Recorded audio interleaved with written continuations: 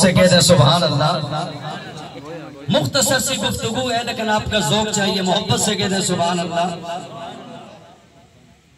میرے آقا کریم علیہ السلام نے فرمایا زمین پر جب عورت اپنے شوہر سے ملتی ہے اور جنت میں جنت کی حور ایک آواز دیتی ہے اور تو کیوں لڑ رہی ہے, تو ہلاک ہو جائے, تباہ ہو جائے, یہ چند دن کا تیرے پاس مہمان ہے, تو کیوں لڑ رہی ہے, یہ تو میرے پاس آنے والا ہے. اب میرے نبی کا کلمہ پڑھنے والوں تھوڑا سا غور فرمائیں, تھوڑی سی توجہ فرمائیں. اب زمین پر عورت اپنے شوہر سے لڑ رہی ہے, اس کی آواز کو سات آسمانوں سے اوپر جنت میں حور اس کی آواز کو سن رہی ہے. بتاؤ سات آسمانوں سے اوپر وہ حور کیا ہے؟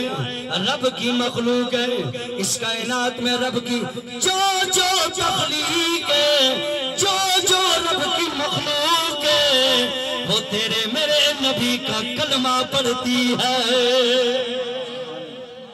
تیری میری نبی سے پیار بھی کرتی ہے, تیری میری نبی کا کلمہ بھی پڑھتی ہے. اب بتاؤ میرے نبی کا کلمہ پڑھنے والی وہ سات آسمانوں سے اوپر زمین پہ آواز دینے والی عورت کی آواز کو جنت میں حور سن سکتی ہے. میرا نبی مدینے میں بیٹھ کر اپنے غلام کی آواز کو سماعت فرما سکتے ہیں. تو مل کے آواز صلی اللہ علیہ یا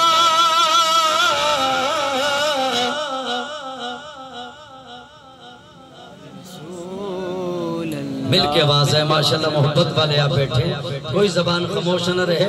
میرے آقا کا وہ یہ درود و سلام وہ ذکر ہے, خدا کی عزت کی قسم اپنے سینوں کو حضور کی محبت سے روشن کر کے یہاں سے جائے. میرے آقا فرماتے ہیں میں صحابہ میں نے ایک منظر دیکھا ہے, میرا امتی پر صراط کا پل عبور کر رہا ہے لیکن گناہوں کی وجہ سے ڈگمگا رہا ہے. اچانک ایک نور آتا ہے, روشنی آتی ہے, اسے بازو سے پکڑ کر بجلی کی طرح پل صراط کا پل عبور کرا دیتی ہے. پیار سے بولو سبحان اللہ. تو صحابہ نے عرض کی آقا جی وہ نور کیا ہے, وہ روشنی کیا ہے؟ میرے آقا نے فرمایا صحابہ وہ نور وہ روشنی وہ دنیا کے اندر میرے امتی نے میری بارگاہ میں جو درود و سلام پڑھا تھا نا, آج وہ نور بن کے آیا ہے, اسے بازو سے پکڑ کر بجلی کی طرح عبور کرا دیا ہے. تو محبت سے آواز ہے صلی اللہ علیہ یا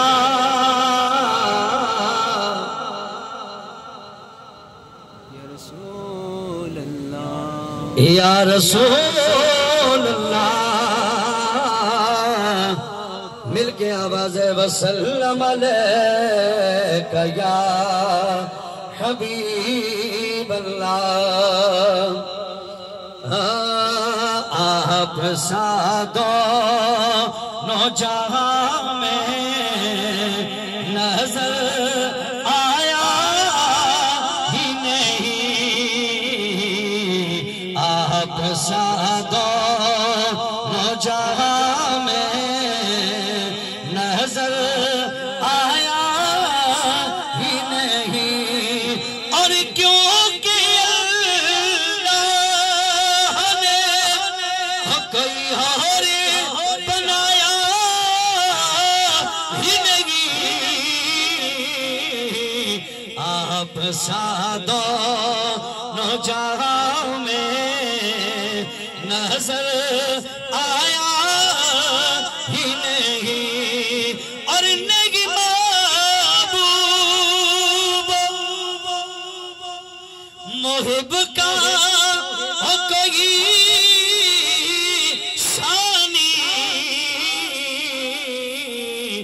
ایک کاج سے میں نہیں آب, ایک کا سایہ ہی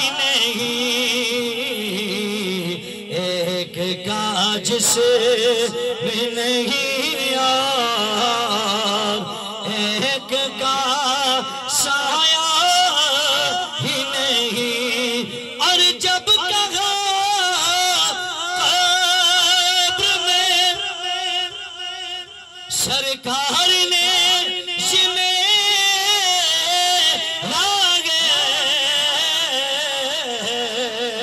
توجہ سے سنیے گا، جب کہا قبر میں سرکار نے یہ میرا گئے، پھر نکیروں نے مجھے ہاتھ لگایا ہی نہیں،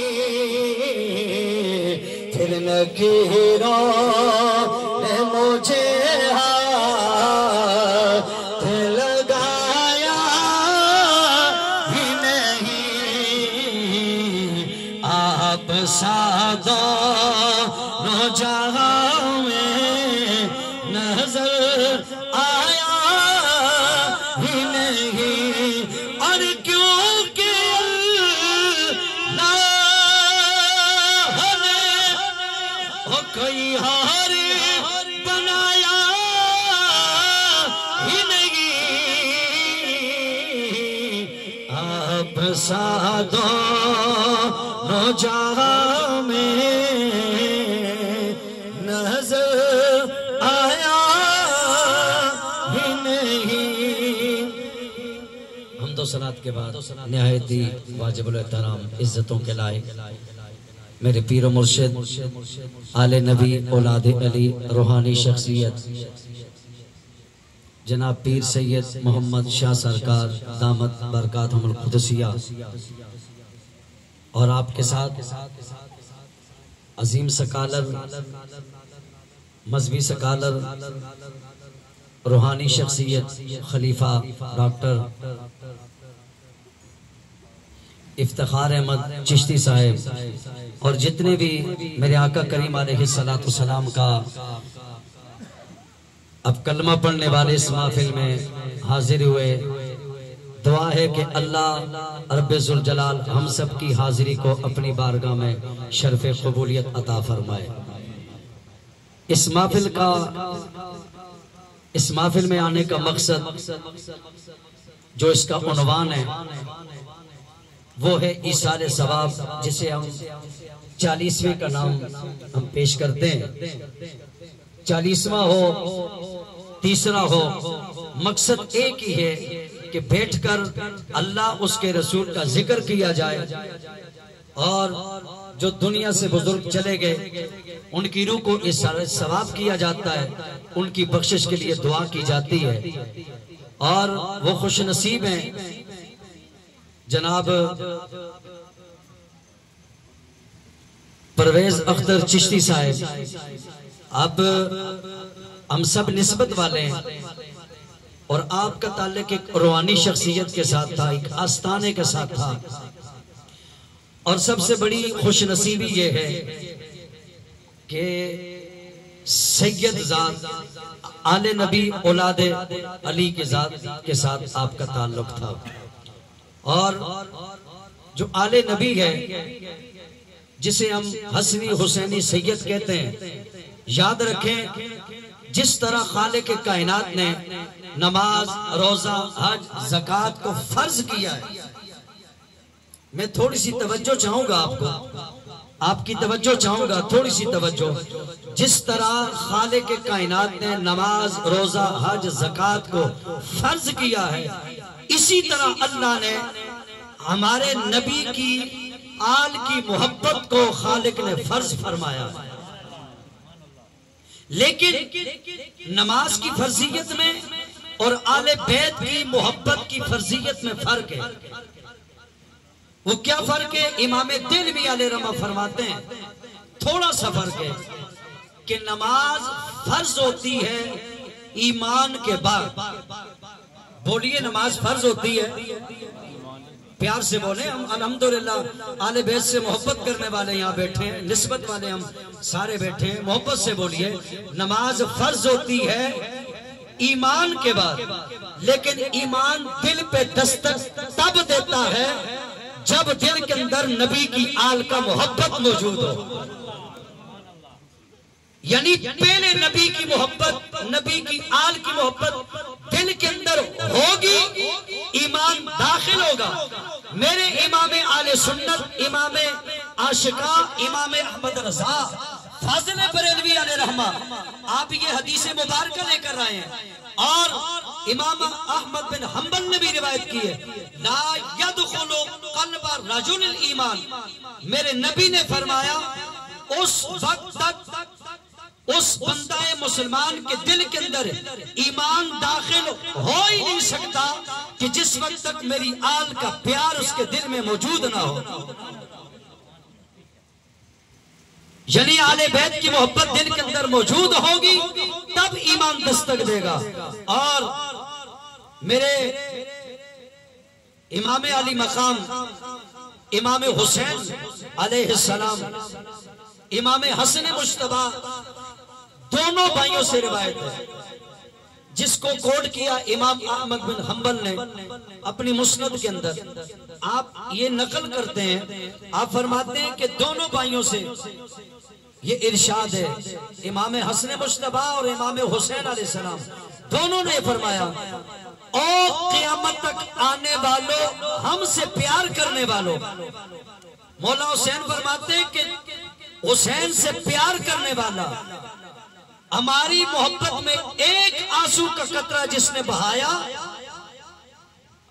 امام حسن مجتبیٰ کی محبت میں اور امام حسین علیہ السلام کی محبت میں، آپ فرماتے ہیں ہماری محبت میں ایک آنسو کا قطرہ جس نے بہایا، اس ایک آنسو کے قطرے کے بدلے اللہ اسے جنت عطا فرمائے گا. اور یہاں پہ کوئی قید نہیں لگائی کہ وہ حاجی ہو، جو محبت کرنے والا ہو، وہ حاجی ہو، وہ غازی ہو، وہ نمازی ہو. فرمایا نا، لاکھ کو نگاری کیوں نہ ہو ہم سے محبت کرنے والا ہماری محبت میں ایک آنسو کا قطرہ بہائے گا، اللہ اسے جنت عطا فرمائے گا. اور میرے آقا کریم نے فرمایا نا، یہ میری آل کی جو محبت ہے نا، آل بیت کی محبت، فرمایا یہ تمہیں 7 جگہ کام آئے گی. فرمایا جس وقت بندے کی وفات ہوتی ہے، دنیا سے جاتا ہے، الا ومن مات علی حب آل محمد ماتا تائبا ومستکملا الایمان. فرمایا مرتے وقت نبی کی آل کی محبت کام آئے گی. امام فخر الدین رازی علیہ رحمہ فرماتے ہیں وفات کے وقت کب کام آئے گی؟ وہ اتنا شدید دردناک وقت ہوتا ہے کہ شیطان اس پہ حملہ کرتا ہے اور کوشش کرتا ہے کہ یہ ایمان چھوڑ کے چلا جائے، یہ جہنم کی طرف چلا جائے. اس وقت میرے نبی مکرم سید کونین نے فرمایا، جس روایت کو امام فخر الدین رازی تفسیر کبیر کے اندر لے کر آئے ہیں، آپ فرماتے ہیں میرے آقا نے فرمایا جس کے دل کے اندر میری آل کی محبت ہوگی، مرتے وقت اللہ اسے توبہ کی توفیق عطا فرمائے گا، توبہ کی توفیق عطا فرمائے گا. وہ مستکمل الایمان، فرمایا وہ کامل ایمان لے کر دنیا سے جائے گا. اور وقت بڑا مختصر ہے، دعا ہے کہ اللہ تعالیٰ ہمیں حضور کی آل سے محبت کرنے کی توفیق نصیب فرمائے. اور ایک 2 حدیث مبارکہ جو ایثار ثواب کے والے سے جو محفل سجی ہے، 40ویں کی محفل ہے، ہم سب بیٹھے ہیں. اسی محفل کا ذکر خالق کائنات نے اپنی لاریب کتاب کے اندر ذکر فرمایا کہ جو لوگ مل بیٹھ کر دعا کرتے ہیں، جو ہمارے ایمان والے چلے گئے ان کے لیے دعا کرتے ہیں. اللہ فرماتا ہے والذین جاءوا من بعدہم یقولون ربنا اغفر لنا. جب وہ ہاتھ اٹھاتے ہیں وہ رب کی بارگاہ میں دعا کرتے ہیں، یقولون ربنا اغفر لنا، اے اللہ ہماری مغفرت فرما، وَلِإِخْوَانِنَا الَّذِينَ سَبَقُونَ بِالْإِيمَانِ، اور وہ دعا کرتے ہیں اے اللہ ان ہمارے بھائیوں کی بھی بخشش فرما جو ہم سے پہلے ایمان میں سبقت لے چکے ہیں، دنیا سے چلے گئے، اے اللہ ان کی بخشش بھی فرما. یہ جو ہم مل بیٹھ کر ایصال ثواب کی محفل کو سجاتے ہیں، مل بیٹھ کر اجتماعی طور پر دعا کرتے ہیں، خالق کائنات نے ایسے لوگوں کا ذکر فرمایا اور سب سے بڑی خوش نصیبی مسلمان کے لیے یہ ہے کہ حضور کی نسبت کی وجہ سے خالق کائنات نے، میرے نبی کا کلمہ پڑھنے والوں، ہمیں بڑی عزتوں سے خالق کائنات نے نوازا ہے، لیکن ہم اپنی شان کو نہیں سمجھتے۔ کاش کہ ہم اپنی ٹور کو سمجھ جائیں، ہم اپنی شان کو، اپنی عزت کو سمجھ جائیں کہ خالق کائنات نے ہمیں کتنی عزتوں سے نوازا ہے۔ آپ حدیث مبارکہ آپ پڑھیں، سنیں، میرے آقا نے فرمایا جو کلمہ پڑھنے والا دنیا سے چلا جاتا ہے، فرمایا 40 دن تک، مولا علی شیر خدا اس کے راوی ہیں، 40 دن تک وہ زمین کا ٹکڑا جس پہ اس نے اپنی پیشانی کو جھکایا تھا، یہ پیشانی کی بڑی قدر ہے، یاد رکھیں، بڑی قیمت ہے اس کی، آج قدر کر لیں، یہ بڑی عظمت والی ہے، اس کو رب نے اپنے آگے جھکنے کے لیے پیدا فرمایا ہے۔ میرے آقا نے فرمایا یہ جو پیشانی ہے نا، جس زمین کے ٹکڑے پر یہ جھکاتا تھا، فرمایا 40 دن تک مرنے کے بعد وہ زمین کا ٹکڑا اس کے لیے آنسو بہاتا ہے، اور وہ آسمان کے 2 دروازے 40 دن تک اس کے لیے آنسو بہاتے ہیں، اس بندہ مسلمان کے لیے جہاں سے اس کا رزق آتا تھا، اور جس آسمان کے دروازے سے اس کے اعمال چڑھتے تھے، اوپر جاتے تھے، یہ آسمان کے 2 دروازے اس بندہ مسلمان کے لیے 40 دن تک اس کے لیے روتے ہیں۔ کاش کہ ہمیں یہ سمجھ آ جائے، کاش کہ ہم یہ سمجھ جائیں یہ پیشانی کتنی قیمتی چیز ہے۔ جب مسجد میں اذان ہو تو ہم نماز پڑھیں، یہ بڑی قیمتی چیز ہے کہ 40 دن تک زمین کا وہ ٹکڑا بھی ہمارے لیے روتا ہے۔ اور آئیے ایک حدیث مبارکہ دعا کے والے سے، جب ہم دعا کرتے ہیں اس قبر والے کو کیا ملتا ہے؟ ملتا کیا ہے؟ بس آخری حدیث مبارکہ، اسے کیا ملتا ہے؟ ہم دعا کرتے ہیں، کچھ لوگوں کے ذہنوں کے اندر یہ سوال آتا ہے، تم دعا کرتے ہو، وہ تو مرنے والا مر گیا، اب اس کے اعمال ختم نہیں۔ میرے آقا نے فرمایا دنیا میں کئی ایسے میرے کلمہ گو ہوں گے جو دنیا سے جائیں گے، گناہوں کے پہاڑ لے کر جائیں گے، لیکن قیامت والے دن جب اٹھیں گے، فرمایا ان کے چہرے چمکتے ہوں گے۔ لوگ سوال کریں گے یا اللہ یہ لوگ تو گناہوں کے پہاڑ لے کر آئے تھے، کس وجہ سے چہرے چمکتے ہیں؟ اللہ فرمائے گا ان کے پیچھے جو اولاد تھی نا، انہوں نے اتنی کثرت کے ساتھ دعا کی ہے، صدقہ خیرات کیا ہے، میں نے اس دعا کی برکت سے ان کے گناہوں کو معاف فرما دیا ہے۔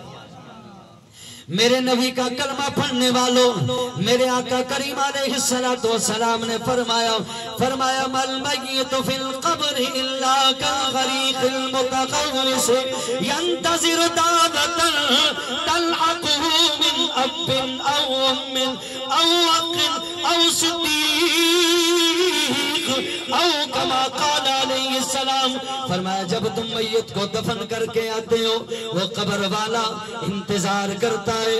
صحابہ کرام نے عرض کی یا رسول اللہ وہ کس چیز کا انتظار کرتا ہے؟ کیا وہ اچھے اچھے لباس کا انتظار کرتا ہے؟ کیا وہ کھانے کا انتظار کرتا ہے؟ فرمایا نا ينتظر دعوة، وہ دعا کا انتظار کرتا ہے، وہ انتظار کرتا ہے میری ماں میرے لیے کب دعا کرے گی، میرا باپ میرے لیے کب دعا کرے گا، میرا محلے دار میرے لیے کب دعا کرے گا، میرا رشتہ دار میرے لیے کب دعا کرے گا، میری اولاد میرے لیے کب دعا کرے گی۔ صحابہ کرام نے عرض کیا آقا جی جب دعا کرنے والا دعا کرتا ہے، قرآن پڑھ کے دعا کرتا ہے، دعا کرنے والا نماز پڑھ کے دعا کرتا ہے، نماز پڑھنے والا دعا کرنے والا صدقہ و خیرات کر کے دعا کرتا ہے، دعا کرنے والا رب کی مخلوق کو بلا کر اجتماعی طور پر رب کے رسول کا ذکر کر کے قرآن کی تلاوت کر کے اس کے بعد دعا کرتا ہے۔ آقا جی دعا کرنے والا کسی بھی رنگ کے اندر، کسی بھی حالات کے اندر وہ دعا کرتا ہے۔ آقا جی وہ دعا کرنے والا جب دعا کرتا ہے اس قبر والے کو کیا ملتا ہے؟ میرے آقا کریم نے فرمایا جب دعا کرنے والا دعا کرتا ہے، قرآن پڑھ کے دعا کرتا ہے، اللہ اس دعا کی برکت سے اس کی قبر کے اندر پہاڑوں جتنا نور نازل فرماتا ہے۔ جب اس کی قبر میں روشنی ہوتی ہے، وہ نور داخل ہوتا ہے، وہ قبر والا سوال کرتا ہے، اے میرے پالنہار، اے میرے اللہ، یہ نور کہاں سے آیا ہے، یہ روشنی کہاں سے آئی ہے؟ رب کی بارگاہ سے جواب آتا ہے، او میرے بندے، آج تیری اولاد نے، آج تیرے رشتہ دار نے، آج تیرے محلے دار نے تیرے صدقہ و خیرات کیا ہے، تیرے لیے بخشش کی دعا کی ہے۔ اے میرے بندے، اس دعا کی برکت سے میں نے تیری قبر کے اندر پہاڑوں جتنا نور نازل فرمایا ہے۔ اور اس سے آگے میرے آقا کا کلمہ پڑھنے والوں اگلا جملہ سنو گے، تمہارے دل کے ارمانوں کو ٹھنڈک مل جائے گی۔ دنیا میں بڑی حسرتیں ہوتی ہیں، کہتے ہیں کاش میرا بھائی زندہ ہوتا، میں اس کے لیے فلا محنت کر کے فلا کرتا۔ اس حد تک محبت ہوتی ہے، کہتے ہیں کاش اگر وہ زندہ ہوتا، آسمان کے ستارے توڑ کر میں اس کے قدموں میں رکھ دیتا۔ میرے نبی کا فرمان سنو، اس حد تک پیار کرنے والوں، میرے نبی نے فرمایا کائنات کی، کل کائنات کی ساری نعمتیں، ساری خوشیاں اگر اس کے قدموں میں رکھ دی جائے، وہ اتنا خوش نہیں ہوتا جتنا دعا کی برکت سے وہ قبر والا خوش ہوتا ہے۔ میرے آقا نے فرمایا پھر اللہ تعالیٰ جنت میں ایک درجہ اس کا بلند کرتا ہے، وہ درجہ بلند کرتا ہے، وہ اپنے اعمال کی طرف دیکھتا ہے، عرض کرتا ہے اے میرے پالنہار، میرے اعمال میں کوئی ایسا عمل نہیں ہے جس کی وجہ سے تو نے یہ درجہ بلند کیا ہے۔ حدیث کے لفظ سنیے، دعا کی برکت سنیے، میرے آقا فرماتے ہیں رب کی بارگاہ سے جواب آتا ہے، اے میرے بندے استغفار ولدک لکا، یہ جو تیرا درجہ بلند کیا ہے، ایک درجہ جو جنت میں بلند ہوتا ہے، اس کا مقام کتنا ہے، فاصلہ کتنا ہے، 500 سال کا سفر ہے، ایک درجہ بلند ہوتا ہے، دعا کی برکت سے بلند ہوتا ہے۔ اللہ فرماتے ہیں بھی استغفار ولدک لکا، اے میرے بندے آج تیری اولاد نے استغفار کر کے تیری بخشش کی دعا کی ہے، میں نے تجھے جنت میں اعلیٰ درجہ عطا فرمایا ہے۔ لا الہ الا اللہ، لا الہ، دنیا تیج سے دکھ نہیں پایا، او کیوں آیا کیویں آیا، پوچھ لے بلال ویسے دے کولو کیویں یار منایا، اوے بھائی بھائیاں دے دشمن ہوندے، بھائی بھائیاں دیاں باواں، باپ سراں دا تاج محمد، تے ماوا ٹھنڈی یا چاوا، تے باپ مرے سر ننگا ہوندا، تے ویر مرن کنڈ خالی، ماوا باجے محمد بخشا، تے کون کرے رکھوالی، ماوا باجے محمد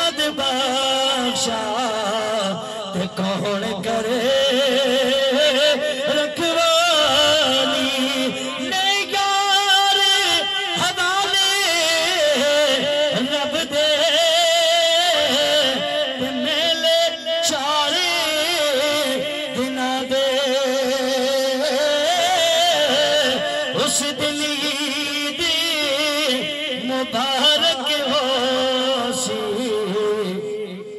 جس دن پھر ملیں گے